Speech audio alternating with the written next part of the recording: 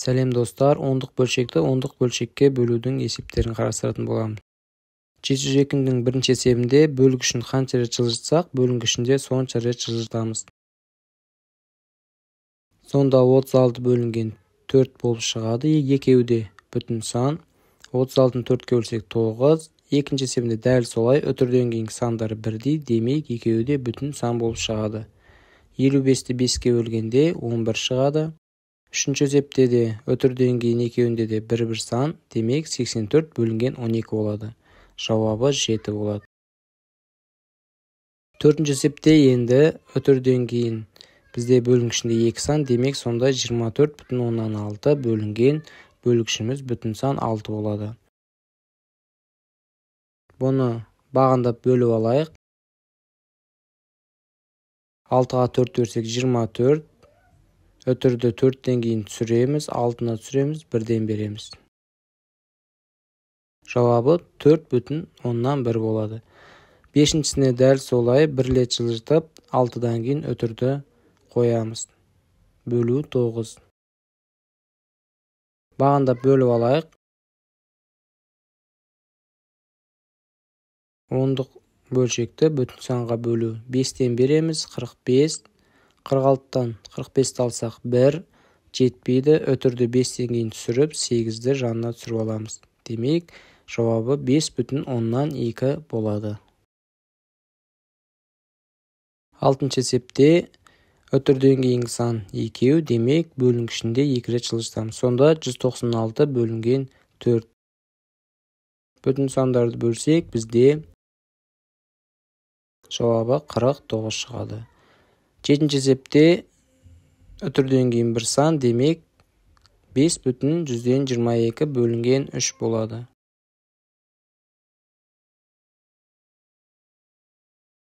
Бізде бөлгішін ғана бүтін санға дейін жылжытамыз, сондықтан бөлінгіші ондық бөлшек болып қалуы мүмкін.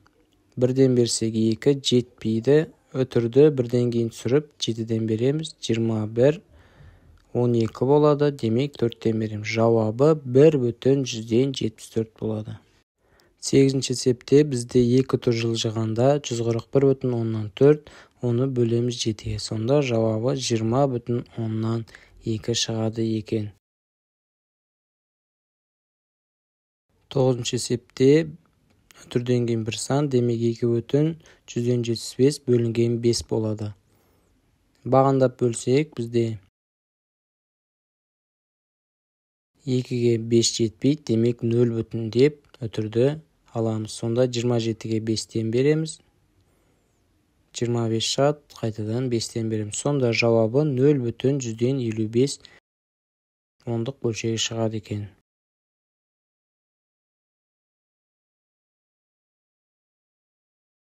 703-ші есепте дәл солай бізде енді бос орынға 0 қоямыз, сонда 270 бөлінген 9 болады. Жауабы 30. Екіншісінде дәл солай 2 рет жылжимыз, өтірден бір сан, демек бос орынға 0 қоямыз. 420 бөлінген 21 болады. 42-ні 21 көрсек 2, 0 жалғап 20 деп жазамыз. 3 рет жылжимыз, бос орын бізде біреу қалады, демек 5720 деп 0 жалғап аламыз. Бөлінген 52.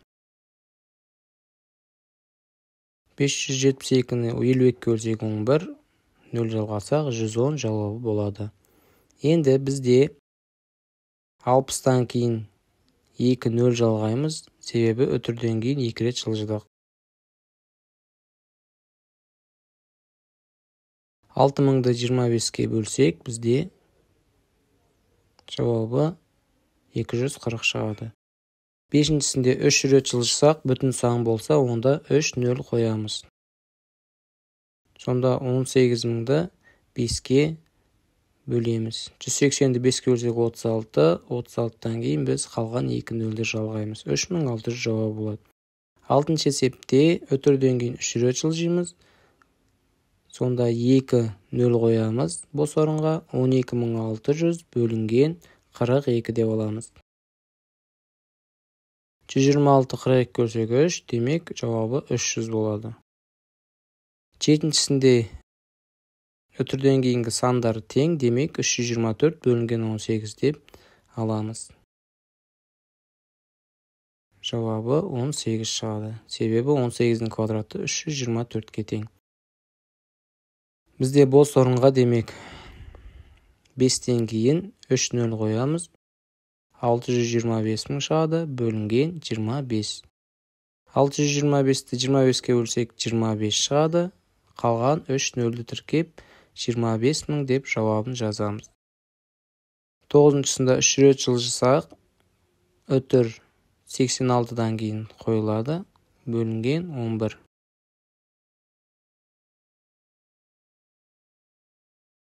Бөлгенде 7,9 шығады. 704-ші есепте салыстыруымыз керек. 180 бөлінген 5 деп аламыз. Ал екінші бөлгішіміздікі өтірденгі сандар тең, сонда 148 бөлінген 4 болады. Енді бағандап бөлейік. 180-ді 5-ке бөлсек, 18-ге біз 3-тен береміз. 18-ден 15 алсақ 3, 0 түседі, 5 жерді 6, 30. Сонда бірінші бөлгішімізден 36 саны шығады. Енді 148 4-ке бөліп алайық.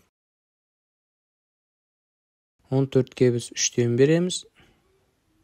14-тен 12-ні аламыз, 28 болады. 7-ден береміз. Сонда жауабы 37 болады екен. Бізде сонда оң жақтағы бөлгішіміздің мәні үлкен болады. Екінші есепте де дәл солай. Өтірдегі 2 сан бүтін сан болса, жаңа айтып кеттік, 2 нөлді жалғайтын боламыз. Сонда 300 бөлінген 125. Енді 300-ді 125-ке бөліп алайық. 125-ті 2-ге береміз. 250. Азайтқанда 50 қалады. 500 деп алсақ 4-тен береміз. Сонда бірінші бөлгішіміздің мәні, бөліндінің мәні 2,4-ке тең. 330 бөлінген 132 деп алынады. Бағандап бөліп алайық.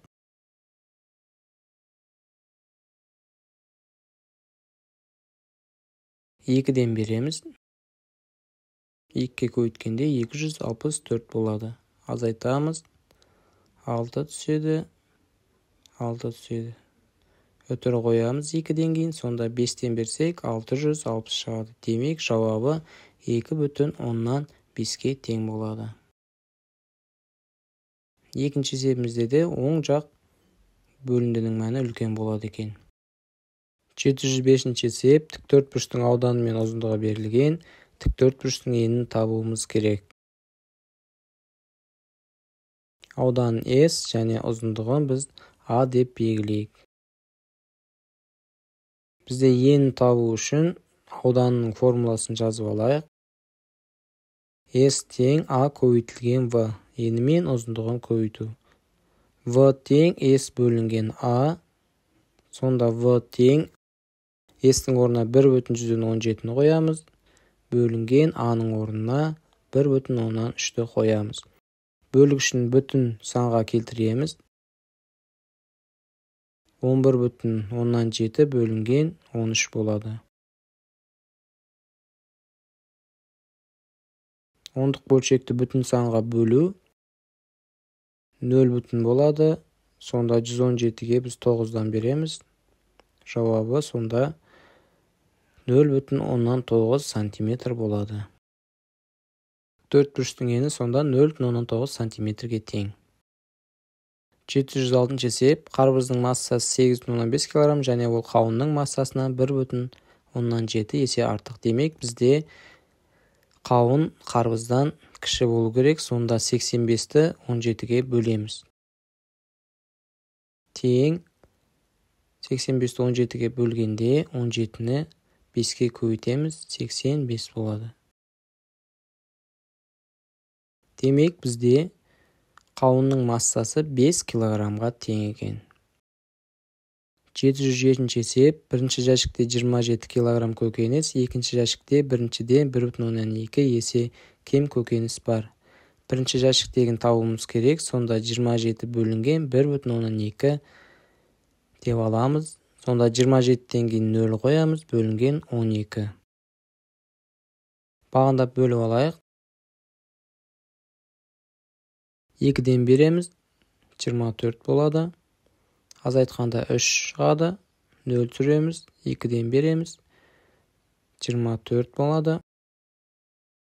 6 жетпейді, өтір қоямыз, 60 деп алсақ, 5-ден береміз. Демек, бізде бірінші жәшікте 22,5 кг көкөніс бар екен.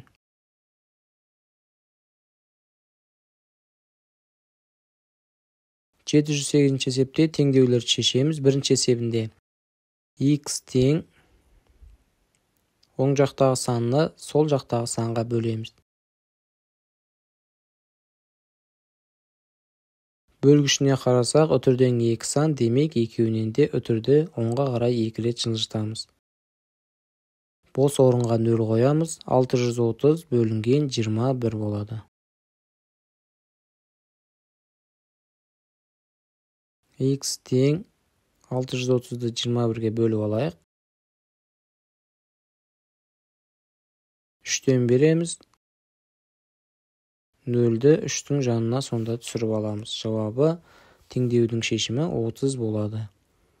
Екінші есепте x тең 2 бөлінген 0,4 деп аламыз. Үтірден кейін 2 сан бар, 2 рет жылжимыз. Бүтін санға 2, 0 тіркейміз бөлінгішінде.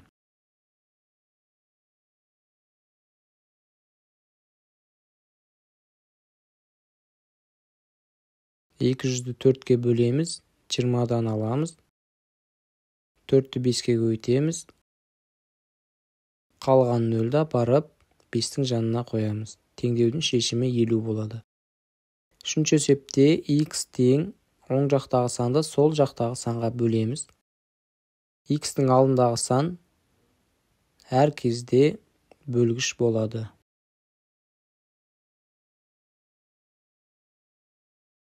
Жиырма 27,27-ні бөлеміз сонда 27-ге.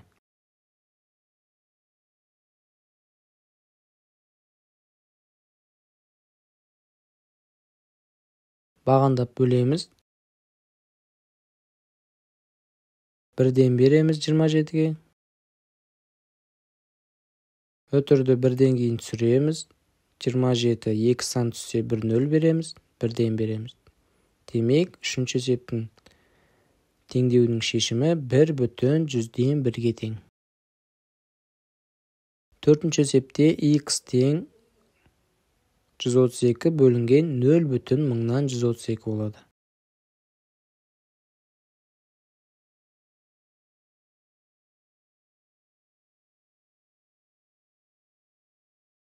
Өтірден 3 сан бар, 3 рет жылжимыз, ал 132-ке 3, 0 тіркейміз. Сонда 132 мың бөлінген 132. X тең 132 көсін 1, қалған 0-ді жанына жазамыз. Теңдеудің шешімі 1000 болады. X тең 4,2 бөлінген 0,6 болады.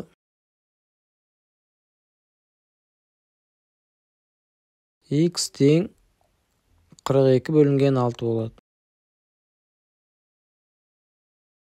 Теңдеудің шешімі сонда 7-ге тең болады. Алтыншы есепте x тең 0,163-ті бөлеміз 17,5-ке.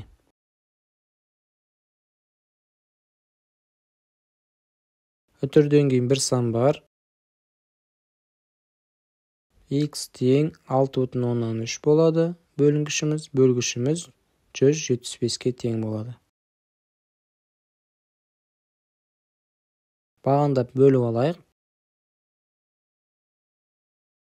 6,3. Бізде 6 жетпейді, 0 деп аламыз. Өтір түсіреміз. 2 сан 1-дей түссе 0 қоямыз. 3-тен береміз. 525, 630'dan 525 алсақ 5, 105 шығады. 0 береміз, 1050-ге 6-дан береміз. 6-шы есептің теңдеудің шешімі 0,1036-ға тең болады. 7-шы есепте x тең оң жақтағы санды сол жақтағы санға бөлеміз.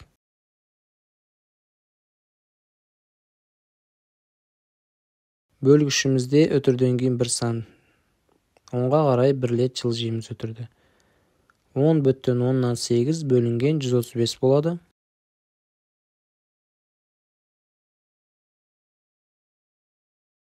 Бағандап бөліп алайық.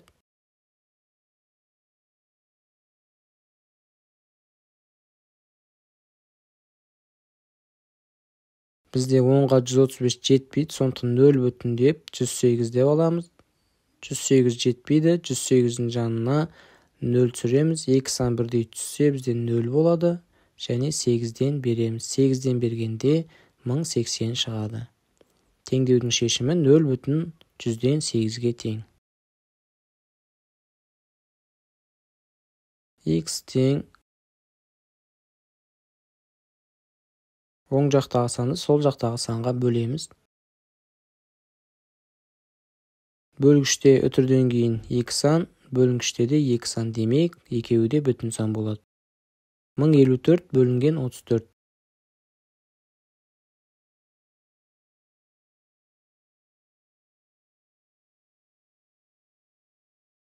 Бағандап бөліп алайық.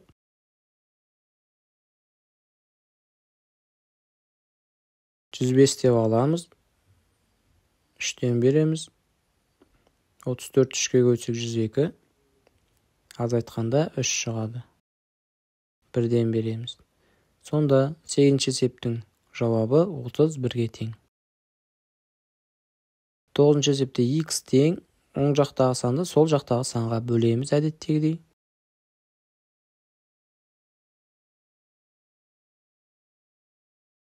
Өтірден кейін бізде бөлгіште 2 сан, демек 2 рет жылжимыз. Бос орынға 0 қоямыз. 9450 бөлінген 9 болады.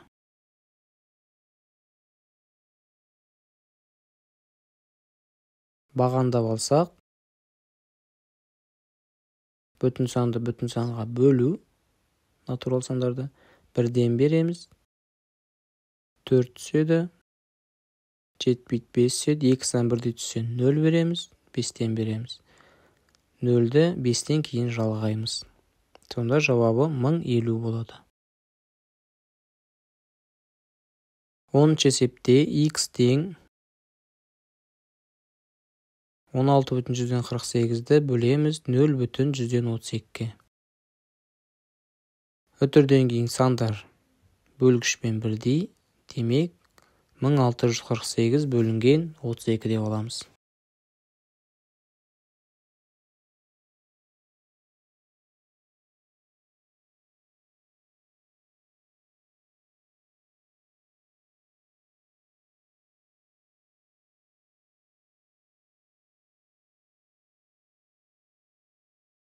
Бестен береміз. 32-ні 5-ке өтсек 160. Азайтсақ 4 түседі. Жанына 8 түсіреміз. 1-ден береміз.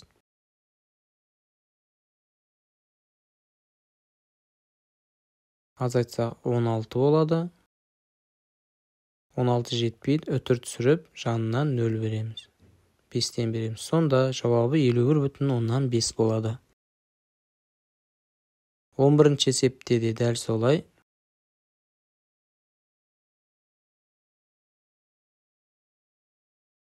Өтірден кейін 2 сан бөлгіште, демек натурал санға бөлінгішінде 2 0-ді тіркейміз.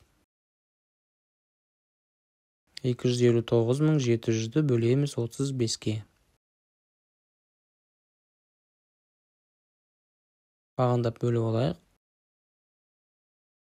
25-ке жетпейді, демек 259 деп аламыз. 7-ден берсек 245 болады. Азайтамыз.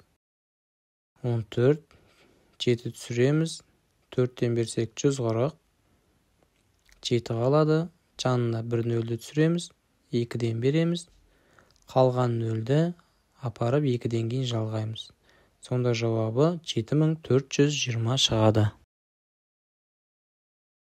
Соңғы есеп 12-ші есепте x тең 4/2-ні бөлеміз 1/2-ге. Үтірден кейін бөлгіште бір сан, оңға қарай үтірді бір рет жылжытамыз. Сонда бөлінгішіміз 40/2, бөлгішіміз 12 болады.